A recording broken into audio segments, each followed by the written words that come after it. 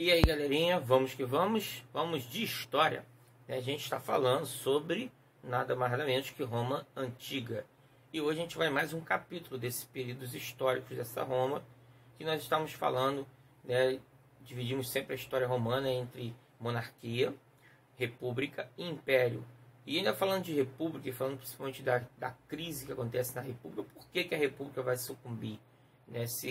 Se você olhar pela questão da relação social, da sociabilidade política, você vai ver que, na verdade, a República Romana é até um avanço em que há o Senado, né, que tem esse controle, não só um homem, a gente está falando de uma república que tem um presidente, mas sim um Senado, e que através da ideia das magistraturas que são construídas, e que são muito interessantes para a gente entender até as magistraturas hoje, elas são construídas para que haja, na verdade, uma melhor condição, né, dessa sociedade.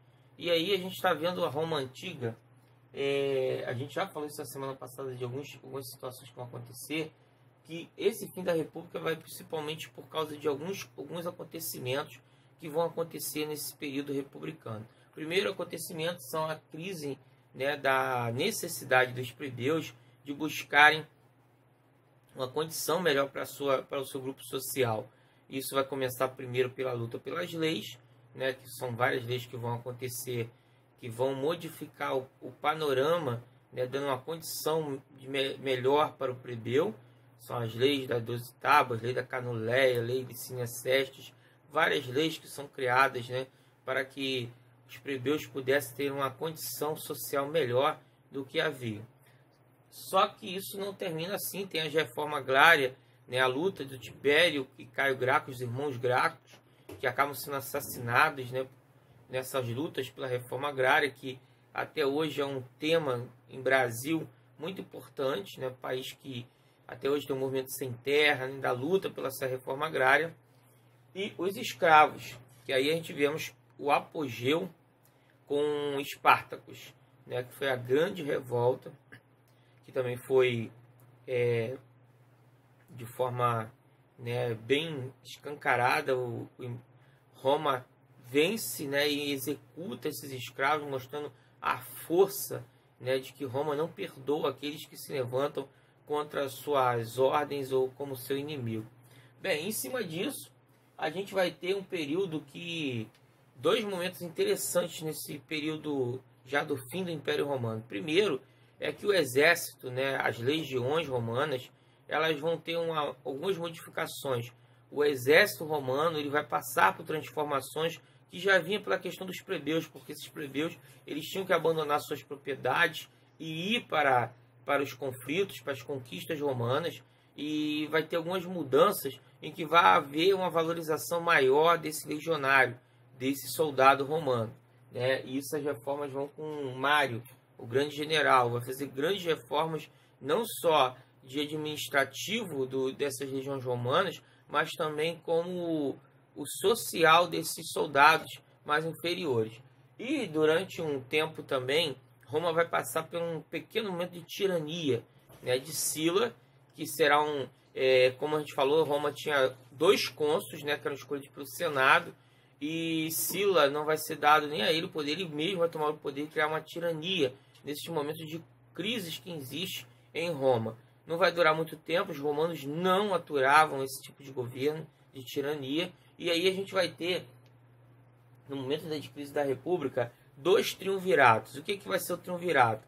Vai ser escolhido 3 homens pelo Senado que vão dividir esse governo. E aí a gente vai falar do primeiro triunvirato de 3 figuras, né? Júlio César, uma figura ontológica, mitológica da história de Roma,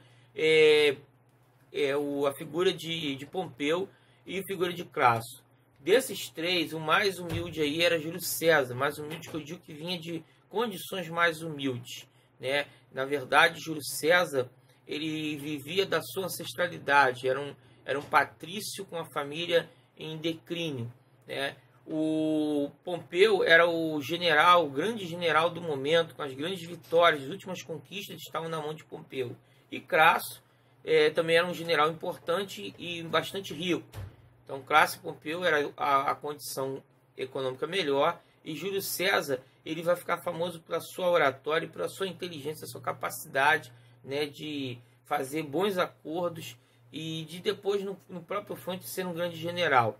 Tanto é que existe uma série que começou em quadrinhos, né, depois se transformou em desenho animado e até filme, chamada Asterix e Obelix, em que tem a figura de César, de Júlio César, né, que ele é o grande conquistador da Gália. Mas, em cima de toda essa história, esses três começam governando e depois acaba deteriorando a relação desses três.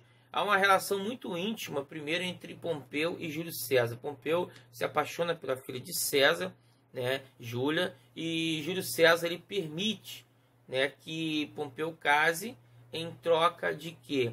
Em troca de algumas legiões emprestadas do grande Pompeu a Júlio César, até que ele começa a construir suas próprias legiões. E aí assim César vai fazer. César vai conquistar, né, a Gália com essas legiões, vai fazer grandes conquistas na época.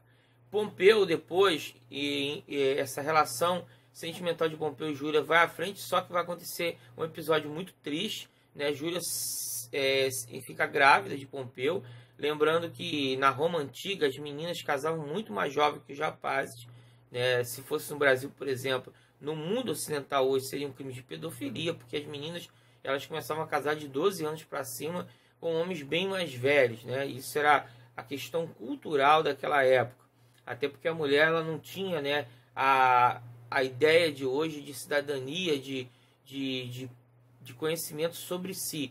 O mundo era controlado pelos homens. E aí ela vai falecer com o bebê, né?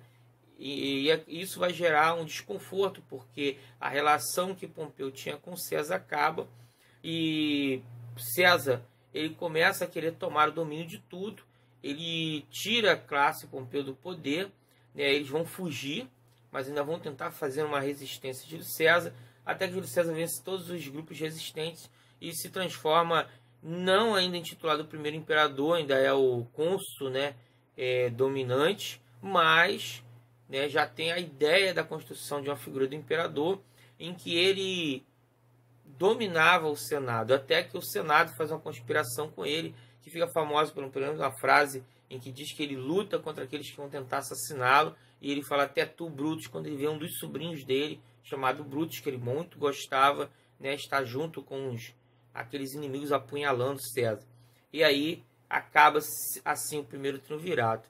Só que esse grupo que faz a conspiração contra Júlio César e se opõe, achando que ia conseguir dar uma grande reviravolta no poder romano, eles acabam se prejudicando também. Por quê? Porque, na verdade, quem vai acabar assumindo é um segundo triunvirato que todo ele ligado a Júlio César. Era Lépido, um dos generais de César, Marco Antônio, fiel escudeiro de Júlio César, né? E Otávio Augusto, que na verdade na época ainda era Otaviano, sobrinho de César e herdeiro, né, de César. E por que acontecia? Existem duas situações aí. Primeiro, que Júlio César também criou uma grande satisfação para os romanos quando ele teve uma relação amorosa com a rainha do Egito chamada Cleópatra, né, a rainha ptolomaica chamada Cleópatra. E o interessante é que ele teve até um filho com essa rainha, que depois foi até, né, assassinado, essa criança. O Júlio César, ele vai ter uma relação muito forte com seus generais, né, e vai ter essa relação com o Egito. E ele sempre, tipo assim, ele não tem um herdeiro, né, próprio dele depois de Júlia, principalmente com o falecimento de Júlia. E aí ele vai tomar a decisão de nomear Otaviano seu herdeiro. Acontecer isso. Aí até um grau de parentesco, Otaviano era sobrinho de Júlio César, mas muitas das vezes nem havia parentesco, mas o homem poderia, né, fazer a adoção de um herdeiro enquanto vivo. E aí, no segundo triunvirato vai acontecer a mesma coisa, eles vão dividir as regiões. Marco Antônio vai ficar, por exemplo, com a parte do Egito, ele não fica só com o Egito, ele acaba se apaixonando também pela né, amante de seu líder, Júlio César, que é Cleópatra. Vai ter uma relação sentimental também com a rainha do Egito. E o Otaviano, ele vai, né, fazer uma construção daquilo que Júlio César já tinha construído. Ele daqui a pouco ele afasta Lépido do poder, assume a parte de Lépido também, e depois ele vai disputar, né, espaço com Marco Antônio, e ele acaba, né, vencendo. Vai ter um momento de trégua entre os dois, até que ele dá a própria irmã, né, para Marco Antônio para casar, só que isso não vai dar muito certo, porque Marco Antônio ainda está apaixonado pela rainha do Egito, né, e aí termina a história com a derrota do Egito de novo para Roma, né, que o Egito tenta se rebelar, só que Otaviano vence a batalha, né? Otávio, depois de vencer a batalha, né, que termina com o suicídio de Cleópatra e Marco Antônio, ele vai chegar e criar aquilo que se chama Império Romano, né? Ele vai tomar todo o poder nas suas mãos, como seu tio já estava construindo essa construção, vai subjugar o Senado, vai se conseguir do próprio Senado, né, via força ou via, né, também dominação ideológica, financeira, ele vai conquistar todo o poder sobre ele, vai criar títulos como Augusto, quer dizer o venerável, né, vai se criar até o próprio culto à imagem do imperador, e aí Otaviano vira Otávio Augusto, o primeiro imperador de Roma, o grande César, né, e aí ele vai criar o que a gente chama de Pax Romana, né? Vou botar até aqui no quadro para vocês verem esse termo aqui, ó, Pax Romana. E o que é a Pax Romana? Será um período de quase 200 anos, até com a morte do próprio Otaviano, mas a continuação, em que Roma vai viver um período de muita paz, pequenas resistências ou rebeliões, mas um período de muita tranquilidade no grande Império Romano, que já era extenso desde, né, já aí a Espanha até a região do Oriente Médio, né, e o leste europeu, e depois, né, vai até conquistar até o sul da Grã-Bretanha. Bem, isso aqui vai ser um momento de tranquilidade. Otávio vai ser um grande imperador, vai ter uma administração fantástica, mas isso é um capítulo para a próxima aula que a gente vai falar de Império Romano. Então, com Otávio Augusto nasce, né, o terceiro período histórico da Roma Antiga, chamado de Império Romano. Até a próxima, galera. Fiquem com Deus.